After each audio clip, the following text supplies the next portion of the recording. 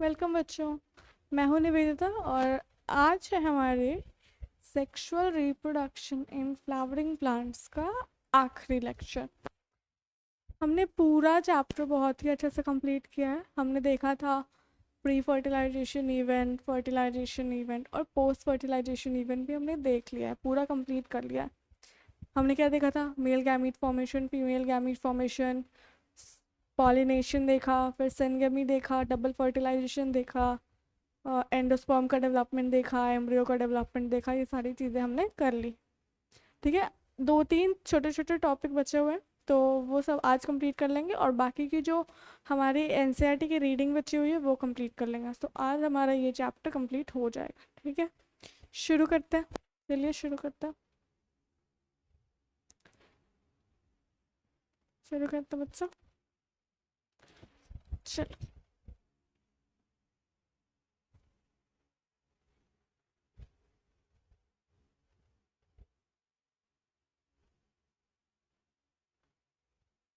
देखो, यहाँ तक हमने कंप्लीट कर लिया है ना। हमने टाइप ऑफ फ्रूट देख लिया, ट्रू फ्रूट, फॉल्स फ्रूट देख लिया, पार्थेनोकार्पिक फ्रूट देख लिया, एडवांटेजेस ऑफ सीड्स देख लिए थे, सीड्स की वायबिलिटी देख ली थी, सीड्स की डॉर्मेंसी देख ली थी। ये सब कुछ हमने देख लिया है। आज दो तीन टॉपिक बचे हैं छोटे छोटे, जैसे कि एपोमिक्सिस, पॉलीएम्ब्रियोनी, ये सारे छोटे छोटे टॉपिक्स बचे हुए हैं, वो देख लेते हैं और आज ये चैप्टर हमारा पूरी तरह से कंप्लीट हो जाएगा। ठीक है, चलिए एपोमिक्सिस से शुरू करते हैं। एपोमिक्सिस क्या है? ठीक है, देखो यहाँ पे लिखती हूँ।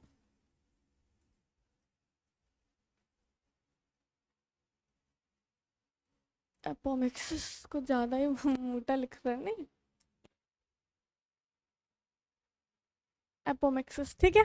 देखो, हमने पढ़ा था parthenocarpic fruit, formation of fruit without fertilization, ये पढ़ा। इस तरह के फ्रूट को क्या कहते हैं? Parthenocarpic fruit. लेकिन फॉर्मेशन ऑफ सीड, है ना, formation of seed without fertilization, इसको कहते हैं हम लोग एपोमिक्सिस। ठीक है, लिख दो यहाँ पे। जब सीड जो है ना, इसका कंडीशन होता है अलग अलग। ठीक है, दो हमें पढ़ना है यहाँ पे, वो पढ़ेंगे। जब भी सीड का फॉर्मेशन हो जाए बिना फर्टिलाइजेशन के, हमने देखा था फर्स्ट चैप्टर में, क्या देखा था? पार्थिनोजेनेसिस देखा था ना, कि जब कोई भी ऑर्गेनिज्म अपने ऑफस्प्रिंग प्रोड्यूस करे बिना फर्टिलाइजेशन के, उसको कहते हैं पार्थिनोजेनेसिस। उसी तरह से हमने देखा पार्थिनोकार्पिक फ्रूट, जब कोई फ्रूट का फॉर्मेशन हो जाए बिना फर्टिलाइजेशन के। उसी तरह से है ये एपोमिक्सिस, जब सीड का फॉर्मेशन हो जाए बिना फर्टिलाइजेशन। ठीक है, तो process of formation of seed without fertilization. ठीक है, तो इसको ये देखो, विदाउट फर्टिलाइजेशन यानी कि ये तो एक सेक्सुअल रिप्रोडक्शन होगा, है ना, इसमें तो फर्टिलाइजेशन हो नहीं रहा।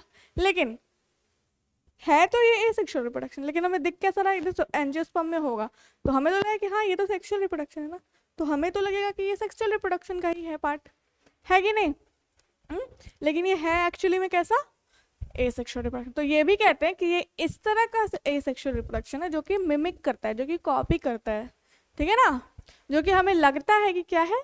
सेक्सुअल रिप्रोडक्शन है। ठीक है, ध्यान में रखना है ये सारी चीज़ें। इसका मैं डेफिनेशन लिख देती हूँ। Formation of seeds without fertilization। ठीक है, formation of seeds without fertilization. और इसका एक और क्या था स्टेटमेंट? कि form of asexual reproduction that mimics sexual reproduction. It is a, ये तो एसेक्सुअल रिप्रोडक्शन का ही पार्ट हुआ ना। It is a form of asexual reproduction,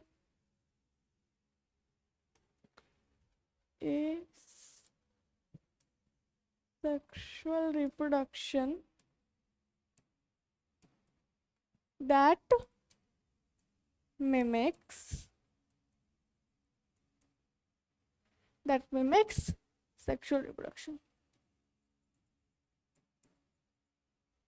capital क्यों लिख रहे हो?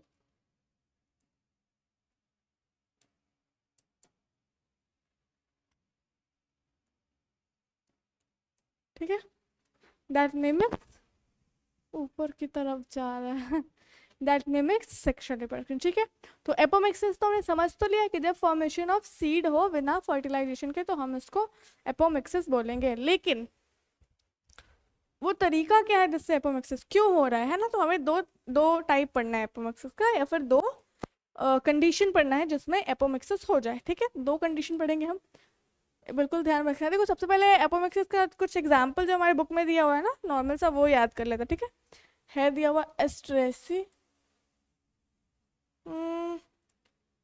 यहाँ पे लिखती हूँ। ठीक है, अलग अलग करके लिखूंगी तब समझ आएगा। ठीक है, देखो दो तरह के है हमारे पास, दो तरह का हमारे पास दो कंडीशन है जिसमें एपोमिक्सिस हो सकता है। पहला कंडीशन क्या है, जो एग सेल का फॉर्मेशन हो रहा है वही आगे जाके सीड बनाता है, मतलब वही आगे जाके जाइगोट का फॉर्मेशन करेगा, है कि नहीं? उसी में मेल गैमीट से फ्यूजन होता था तो वही आगे जाके जाइगोट का फॉर्मेशन करता था, है कि नहीं? तो अब वही एग सेल क्या करेगा, वो जो एग सेल बना है, जो एग सेल कैसा होता है, मैं अगर बात करती हूँ, जैसे देखो ये एम्ब्रियो सैक हमारा था, यहाँ पे था सिनर्जिड, यहाँ पे था एग सेल, यहाँ पे थे दो पोलर न्यूक्लियाई और यहाँ पे थे तीन एंटीपोडल, यही थे ना? तो ये यहाँ जो एग सेल होता है ये कैसा होता है, हैप्लॉइड होता है ना, हैप्लॉइड होता है, फीमेल गैमीट, है कि नहीं? समझिए इसको, फीमेल गैमीट क्या होता है, हैप्लॉइड होती है। मैंने आपको बताया था कि जो स्पोरोफाइट होता है वो डिप्लॉयड होता है, उसमें क्या होती है, मियोसिस होती है, तो वो स्पोर बनाता है ना, जो कि हैप्लॉइड होता है। ठीक है, अब ये माइटोसिस करके क्या बना देगा, स्पोर गैमीटोफाइट बनाएगा, है ना? ये भी एन, और ये बनाएगा क्या, गैमीट, ये भी एन, ये भी माइटोसिस से ही। इतना क्लियर है आपको? ये मैंने बताया था, बहुत बार बताया अभी तक, है कि नहीं? बिल्कुल याद रखना है कि स्पोरोफाइट डिप्लॉयड होता है जो कि मियोसिस होती है वहां पे। तो जब एपोमिक्सिस का ये वाला कंडीशन होगा तो क्या होगा ना कि ये जो मियोसिस है ना ये होगा ही नहीं। ठीक है, तो सारे के सारे सब कुछ क्या बन देंगे, सब कुछ डिप्लॉयड ही रह जाएंगे, है ना? तो बिना मियोसिस के एग का फॉर्मेशन हो जाएगा। तो जब मियोसिस होगा ही नहीं तो कोई भी रिडक्शन होगा ही नहीं क्रोमोसोम में, तो जब कोई रिडक्शन नहीं तो सब कुछ तो डिप्लॉयड ही है गया ना। तो ये क्या हुआ, जो ये गैमीट है ये क्या हो गया, ये कैसा रह गया, जो एग सेल है फीमेल गैमीट तो वही है ना, हाँ, तो वो कैसा रह जाएगा, डिप्लॉयड रह जाएगा। समझ रहे हो? तो जब वो डिप्लॉयड रह गया, पहले से वो डिप्लॉयड है, तो वो क्या करता है कि अब उसको मेल गैमीट की जरूरत ही नहीं। आप कहेगा कि मैं भी जब डिप्लॉयड हूँ ही तो जाइगोट भी डिप्लॉयड होता तो मैं खुद ही बना देती हूँ। अगर अब वो एग पहले से डिप्लॉयड है और अब अगर वो फीमेल गैमीट से फ्यूजन करेगा तब तो जाइगोट ट्रिप्लॉयड हो जाएगा ना, तो वो तो नहीं सही कंडीशन है। तो जाइगोट को डिप्लॉयड करना है, इसलिए सिर्फ एग से ही जाइगोट का फॉर्मेशन हो जाता है, डिप्लॉयड डिप्लॉयड। क्लियर है आता? चलिए समझ आ गया। अब लिख देती हूँ, थोड़ा इसको मिटा दिया जाए पूरे को। चलिए क्या है कंडीशन हमारे पास, क्या है, diploid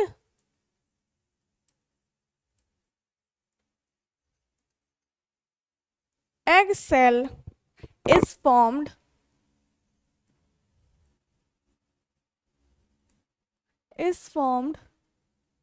without meiosis or reductional division। ठीक है, without meiosis and develops into the, दिख रहा है सही से? ठीक है, without meiosis and develop into the embryo and develops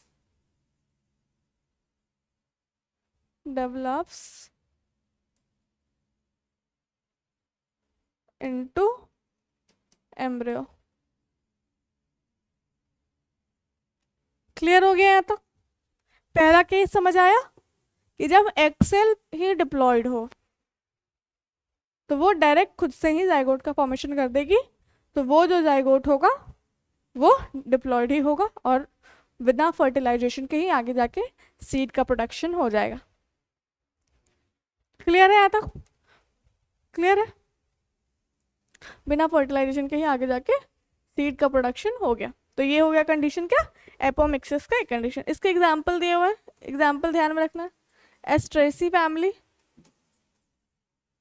ठीक है, एस्ट्रेसी फैमिली के सारे, और ग्रासेस, याद रखना, ठीक है, ये याद रखना है इसको। दूसरा कंडीशन क्या है, देखो दूसरा कंडीशन क्या होगा ना कि जब मैं पहले ड्रॉ करती हूँ, ये हमारा ओव्यूल है, इसके अंदर ये एम्ब्रियो सैक है, और ये क्या है, ये है हमारा इंटेग्यूमेंट, है ना। तो इधर एम्ब्रियो सैक है और इधर क्या है, भरा हुआ पूरा। मैं दिखाती हूँ पहले ड्रॉ करके, ये चाहिए और येलो कलर नहीं, ऑरेंज से भर देती हूँ। ये पूरा क्या है, ये है, इधर वाले जो सेल्स हैं ये डेवलपिंग एम्ब्रियो स्पर्म को क्या करते हैं, एम्ब्रियो सैक को न्यूट्रिशन प्रोवाइड करते हैं। इनको क्या बोलते हैं हम लोग, न्यूसेलस सेल, है ना। ये सारे सेल्स हैं, तो ये ऐसे भर रही हूँ, मतलब ये नहीं समझना कि कुछ और है, ये सारे सेल्स होते हैं ना न्यूसेलस। एक मिनट को जरा भरती पहले,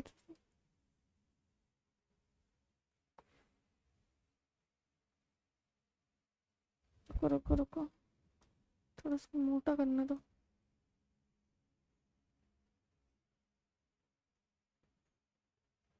ये क्या है, ये हो गया सारा का सारा न्यूसेलस, है ना, ये है न्यूसेलस। ओहो एक मिनट, अरे बच्चों, ये है हमारा, ये क्या है, न्यूसेलस है, न्यूसेलस के सेल्स है ना, न्यूसेलस सेल्स, ठीक है, ये न्यूसेलस के सेल्स है अलग अलग, ठीक है, ये सारे सेल्स होंगे। ये अंदर में क्या है, ये है एम्ब्रियो सैक, है ना, ये है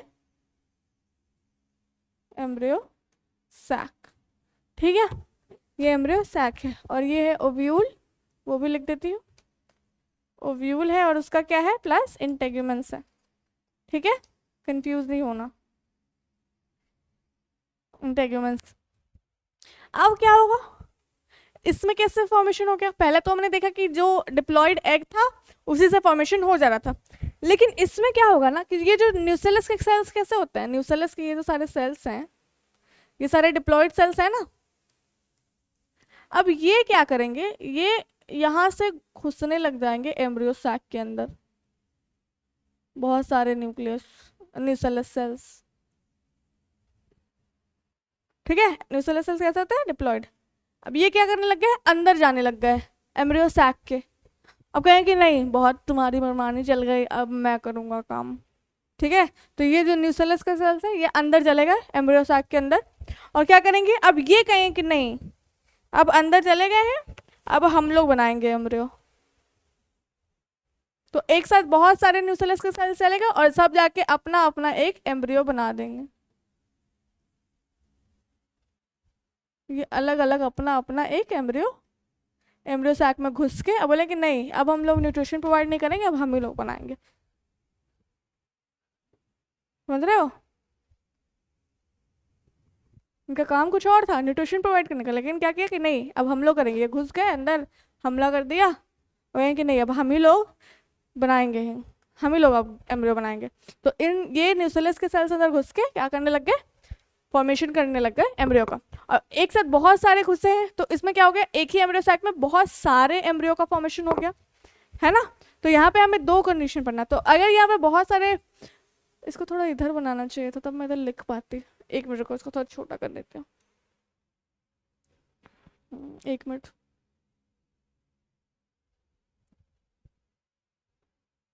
ठीक है, यहाँ देखो, दिख रहा है सब क्लियर, है ना। तो अब ये बहुत सारे एम्ब्रियो का फॉर्मेशन कर देंगे अंदर में। तो देखो इसको थोड़ा लिख लेती हूँ मैं, थोड़ा लिख लिया जाए इसको, क्या लिखेंगे, न्यूसेलस सेल्स, एक मिनट दूसरे कलर का पेन चाहिए मुझे, क्या लिखेंगे, nucellar cells start what, start dividing and protrude under embryo sac, मतलब एम्ब्रियो सैक में घुस जाएंगे, ठीक है, इनटू एम्ब्रियो सैक। अब क्या करेंगे, अब एक एक जो न्यूसेलस का सेल जो घुसा है वो क्या करेगा, अंदर में जाके एम्ब्रियो का फॉर्मेशन कर देगा, ठीक है। Start dividing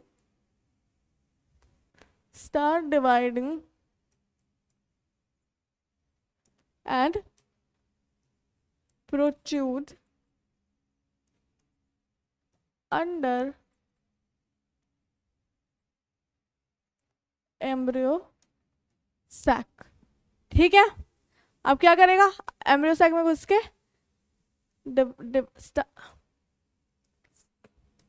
start development of embryo, development of embryo नहीं लिखना चाहिए, स्टार्ट फॉर्मिंग एम्ब्रियो, है ना, start formation of embryo, embryo का फॉर्मेशन कर दिया न्यूसेलर सेल ने।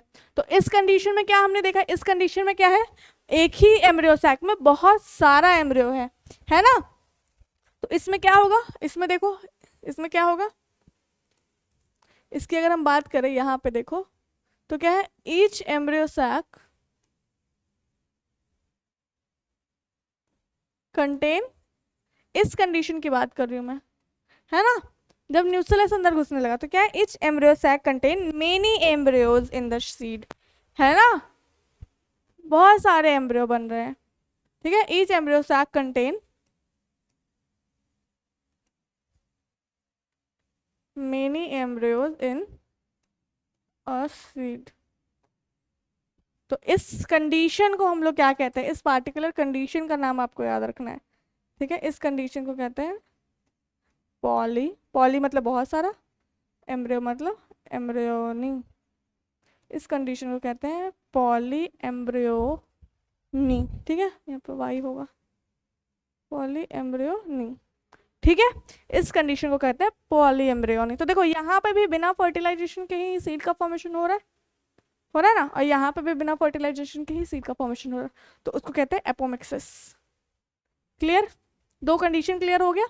इसका एग्जाम्पल दिए हुए हैं हमारे पास, एग्जाम्पल में है सिट्रस और है मैंगो, ठीक है, याद रखना है दोनों। क्लियर है यहाँ तक, पॉली एम्ब्रियोनी समझ आया कि जब एक ही एम्ब्रियो सैक में बहुत सारे एम्ब्रियो प्रेजेंट हो सीड के अंदर, और एपोमिक्सिस जब बिना फर्टिलाइजेशन के सीड का फॉर्मेशन हो जाए। क्लियर है यहाँ तक सब कुछ, चलिए आगे बढ़े। देखो अब छोटा सा बस एक टॉपिक बचा है, वो भी कर लेते हैं, टॉपिक बहुत सारे हैं इसमें।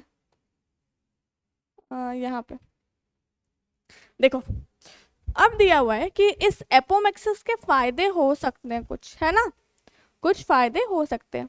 कैसे फायदे हो सकते हैं, अगर हम बात करते हैं हाइब्रिडाइजेशन की, है ना, तो हाइब्रिडाइजेशन में क्या होता है कि जो हाइब्रिड सीड बनाते हैं हम, है ना, तो उसको क्या करते हैं कि हर बार खरीदना पड़ता है उस सीड को अलग अलग। जब हम हाइब्रिड सीड से जो पौधा उगाते हैं ना, उसके सीड से वापस वही पौधा नहीं उगा सकते हम, ठीक है, क्योंकि उसका कैरेक्टर एक तरह से कहते हो कि लूज हो जाता है, ठीक है ना, इस तरह का कुछ होता है।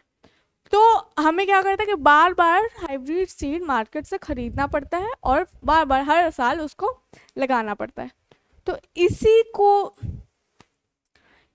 को ओवरकम करने के लिए हम लोग जो है ना एपोमिक्सिस का यूज कर सकते हैं। अभी हुआ नहीं है ऐसा कुछ, ठीक है, हो सकता है ऐसा, बुक में दिया उसको पढ़ लेता। देखो पहले देखो लिख लेती हूँ, ठीक है, एपोमिक्सिस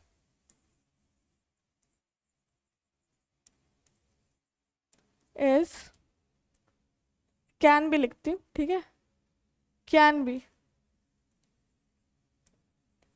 इम्पॉर्टेंट इन एग्रीकल्चर। कैसे मैं बताऊंगी, ठीक है, एग्रीकल्चर कैसे, to maintain the hybrid character of plant, क्यों ये भी बताऊंगी, ठीक है। To maintain the hybrid character of plant, क्यों, क्योंकि देखो कैसे, क्योंकि देखो ये कैसा होगा, क्योंकि वहां पे कोई भी सेग्रीगेशन ऑफ कैरेक्टर नहीं हो पाएगा ना, मैं बताती हूँ इसका मतलब। देखो जैसे कि जब हम सेक्सुअल रिप्रोडक्शन करते हैं उसमें दो मिल जाते हैं, ठीक है। तो अगर हम बात करें कि उनमें क्या होता है, जब हम हाइब्रिड का प्रोडक्शन करते हैं,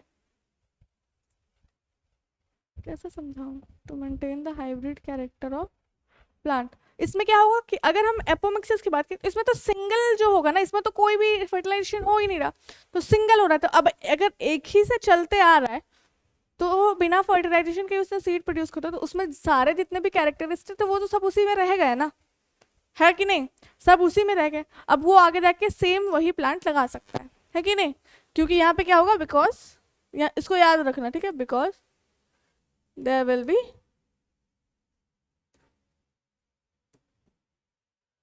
हम लोग पढ़ेंगे सेग्रीगेशन ऑफ क्या होता है, ठीक है, there will be no segregation of characters.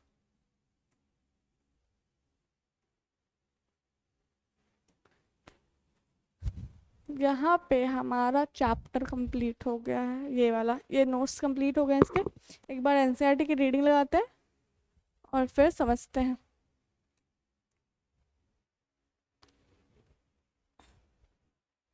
चलिए, आई थिंक हमें सीड से पढ़ना है ना, उसके पहले हमने समझ लिया है पूरा।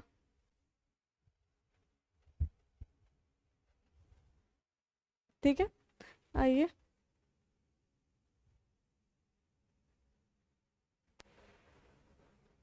देखो,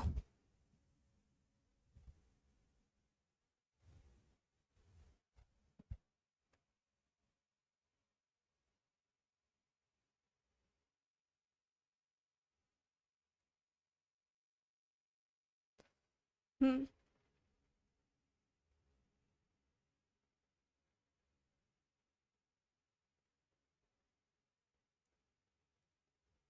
ये कर लिया है हमने, the portion of embryonal axis above the coleoptile, ये सब कर लिया है, ये सब हो चुका है, ठीक है। आज सीड से पढ़ना है, पढ़ो।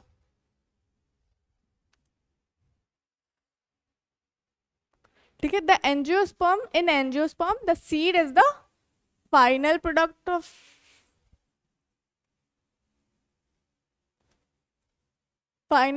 सेक्सुअल रिप्रोडक्शन, ये मैंने आपको बताया है already. It is often describe as the fertilized ovule, ये भी हमने कर लिया कि नहीं, फर्टिलाइज्ड ओव्यूल। इसको थोड़ा कैसे करो, दिख रहा है, क्लियर है, ठीक है। Seeds are formed inside fruit, ये सब देख लिया है। The seed typically consist of a seed coat, देखो सीड कोट और कोट्स दोनों हो सकता है, बताया। अगर एक इंटेग्यूमेंट तो एक कोट, दो इंटेग्यूमेंट दो कोट, ठीक है। कॉटिलेडन भी देखो, एक भी हो सकते हैं, दो भी हो सकते हैं, डिपेंड करता है कि वो मोनोकॉट का सीड है या फिर डाइकॉट का सीड है, ठीक है। And the embryo and an embryo axis, एक ही एम्ब्रियो एक्सिस होता है इस तरह का, और कॉटिलेडन्स होता है ना, एक भी हो सकता है, दो भी हो सकता है, ठीक है। यहाँ देखो, the cotyledons of embryos are simple structure, generally thick and swollen due to storage of reserve food as in legumes, जो हम लोग खाते हैं, दालें, ठीक है, हम जो भी पीनट, ठीक है। अरे मेच्योर सीड में भी नॉन एल्ब्यूमिनस, हमने डिस्कशन किया है, और एक्स एल्ब्यूमिनस भी कहते हैं इसको। नॉन एल्ब्यूमिनस कौन, जिसमें एंडोस्पर्म बचा हुआ ना हो, है ना, और एल्ब्यूमिनस कौन, जिसमें सीड के फॉर्मेशन के बाद उसमें एंडोस्पर्म बचा हुआ हो, ठीक है। देखो, non albuminous seeds have no residual endosperm as it is completely consumed during embryo development, example pea groundnut, generally dicots में होता है ये, ठीक है। Albuminous seed retain a part of endosperm as it is not completely use up during embryo development. Wheat, maize, barley, castor, ये सारे हैं albuminous seed, ठीक है। Occasionally, in some seeds such as black pepper, beet, remnants of nucellus भी बचा रहता था, nucellus are also persistent. This residual persistent nucellus is called perisperm, ठीक है। चलिए आगे बढ़ते हैं। इंटेग्यूमेंट्स की बात हो रही है, ठीक है। Integuments of ovule harden as tough protective seed coat, ठीक है, बताया था इंटेग्यूमेंट ही आगे जाके सीड कोट का फॉर्मेशन करता है, ठीक है। The micropyle remain as a small pore in the seed coat, बताया था कि इस तरह का जो सीड बनाया था, अरे यार कुछ इस तरह का, एक मिनट रखना जरा, मैं बताती हूँ कैसा था।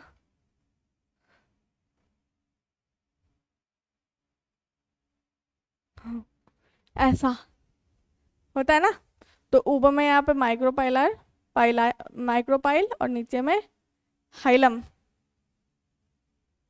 अरे यार ये क्या हो गया,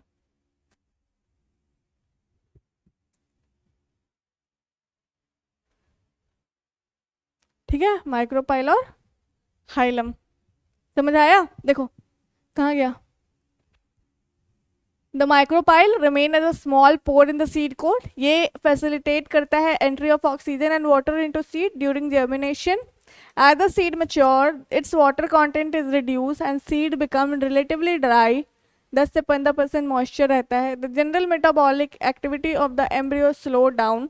The embryo may enter a state of inactivity called dormancy. और if favorable condition are available, जैसे फेवरेबल कंडीशन कौन से, adequate moisture, oxygen, suitable temperature, ये सब अगर उसको मिला तो वो वापस से जर्मिनेट करता है, ठीक है। As ovule mature into seed the ovary develops into a fruit, ठीक है। ओव्यूल जब सीड में मैच्योर होता है तो ओवरी जो है फ्रूट बनाता है। The transformation of ovule into seed and ovary into fruit proceeds simultaneously. The wall of ovary develop into wall of fruit called pericarp, ठीक है, pericarp, ठीक है। चलो, the fruit may be fleshy हो सकता है as in guava, orange, mango, ठीक है, mango, और may be dry as in groundnut, mustard, etc. ये वाला नहीं बताया क्या मैंने, दो तरह के फ्रूट फ्लैशी भी हो सकते हैं और ड्राई भी हो सकते हैं, ठीक है। जैसे कि फ्लैशी फ्रूट में मैंगो, गुआवा, ये सारे फ्लैशी फ्रूट हैं। ड्राई फ्रूट हो सकते हैं जैसे कि हमारे ड्राई फ्रूट जो कि ड्राई हो चुके हैं, जैसे कि ग्राउंडनट, मस्टर्ड, ठीक है, ग्राउंडनट, मस्टर्ड, ठीक है। मैनी फ्रूट्स हैव, एक मिनट रुकना जरा,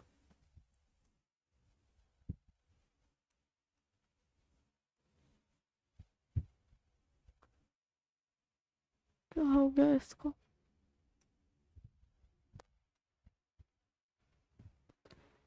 Many fruits have evolved mechanism for dispersal of seed, ठीक है। Recall the classification, ये सब हमने पहले पढ़ लिया है, तो ये सब रुको।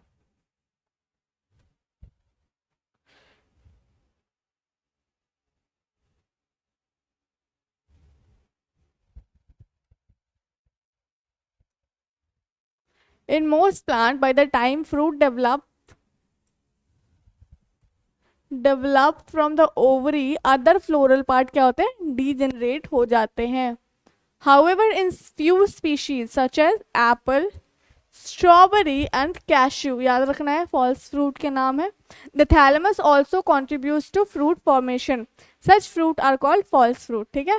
Most fruit, however, develop only from the ovary and are called true fruit. Although in most of the species, fruit are the result of fertilization.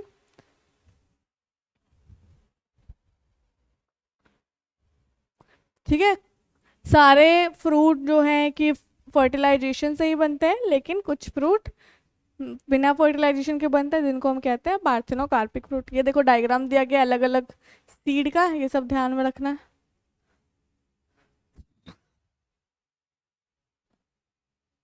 एक मिनट रुको जरा।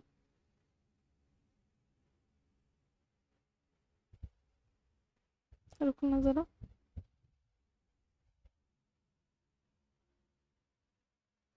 क्या हो गया है?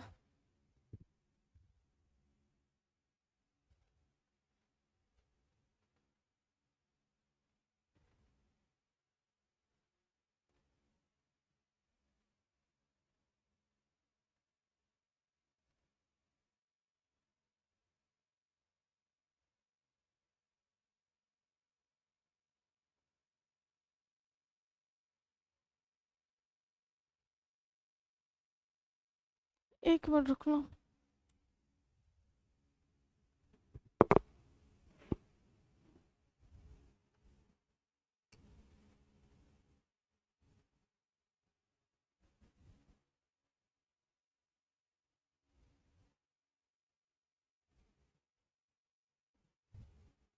ठीक है देखो,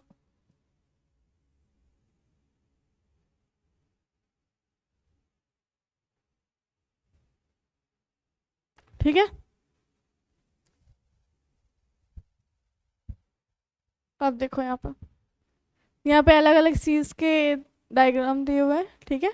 ये देखो यहाँ पे ये दो कॉटिलेडन दिख रहा है, ये डाइकॉट सीड है एक, ये इसका यहाँ पे कोई सामने से दिखाया है, यहाँ पे माइक्रोपाइल है, ठीक है। ये देखो ये दूसरा है, ये एक मोनोकॉट सीड है, ये एक मेज का सीड है ना, ये मेज है, भुट्टा। ये अनियन है, ठीक है, अनियन का, ठीक है। देखो नीचे है, मैं तो छोटा करती हूँ, अपने बुक में देखेंगे सब लोग।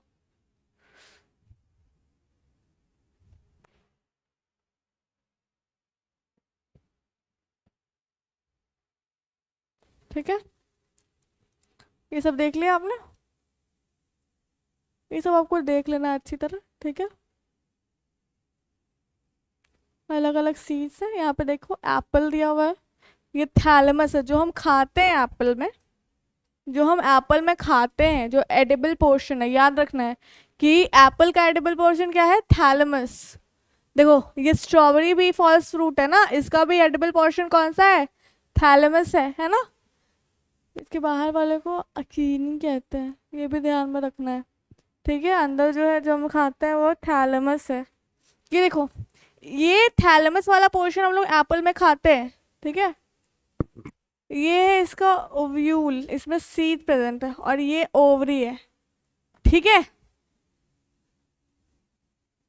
यहाँ पे फ्रूट के लेयर्स भी दिए हुए हैं, जैसे कि पहला एपिकार्प, मीजोकार्प, एंडोकार्प, ये सब होता है ना, सब पढ़ा हुआ है।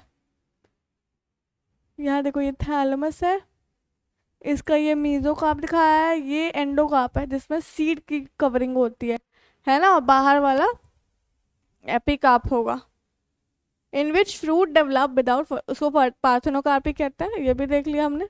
बनाना is one such example. Parthenocarpy can be induced through the application of growth hormone, such fruits are seedless, ठीक है, सीडलेस फ्रूट होते हैं। Seed offer several advantages to angiosperm, ये देखा है हमने एडवांटेजेस ऑफ सीड में, ठीक है। हमने क्या क्या देखा है, डिस्पर्सल देखा था, यहाँ देखो डिस्पर्सल देखा था, इसके पास सफिशिएंट फूड रिजर्व होता है ना। Young seedling are nourished until they are capable of photosynthesis. The hard seed coat provide protection to the young embryo. Being a product of sexual reproduction, they generate new genetic combination leading to variation. ये सब कर लिया है, दिख रहा है। अब देखो seed is the basis of our agriculture, ठीक है, बेसिस होता है। Dehydration and dormancy of mature seed are crucial for the storage, ठीक है, which can be used as a food throughout the year, दिख रहा है ना, ठीक है। इसको थोड़ा बड़ा कर देती हूँ मैं।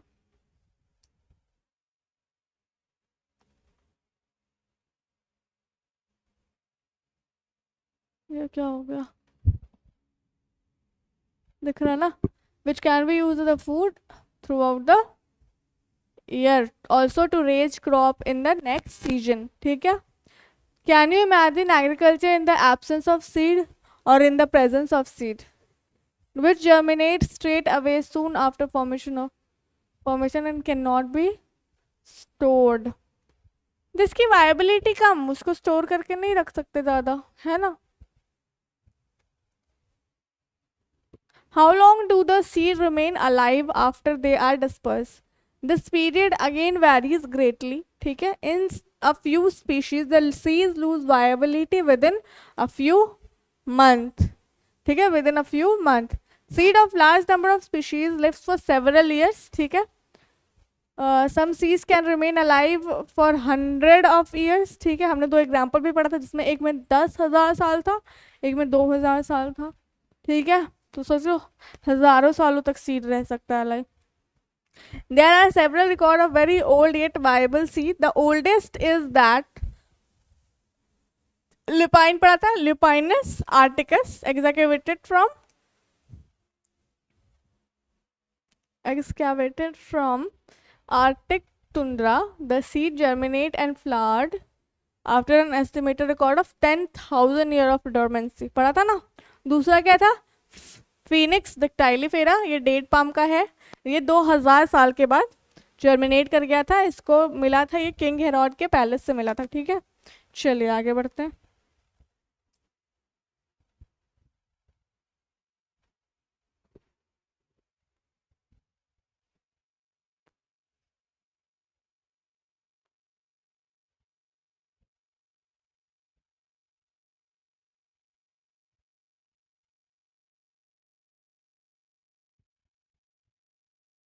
ये सब आप लोग पढ़ लेंगे खुद से, ठीक है।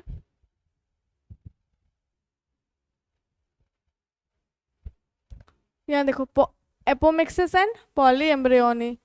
Although seeds in general are product of fertilization, a few plants such as some species of Asteraceae family and grasses have evolved a special mechanism to produce seed without fertilization, ठीक है। Production of seed without fertilization उसको बोलते हैं apomixis, ठीक है। ये देखो यही पूछ रहा है, what is the fruit production without fertilization called, parthenocarpic fruit, हमने पढ़ा है इसको। Thus apomixis is the form of asexual reproduction that mimics sexual reproduction, ठीक है।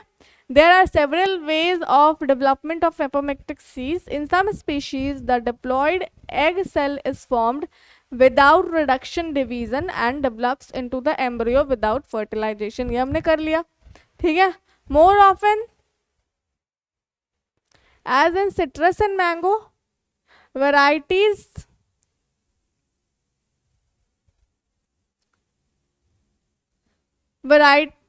some of the nucellar cells, है ना, nucellars के cell surrounding the embryo sac start dividing, protrude into the embryo sac and develop the embryos.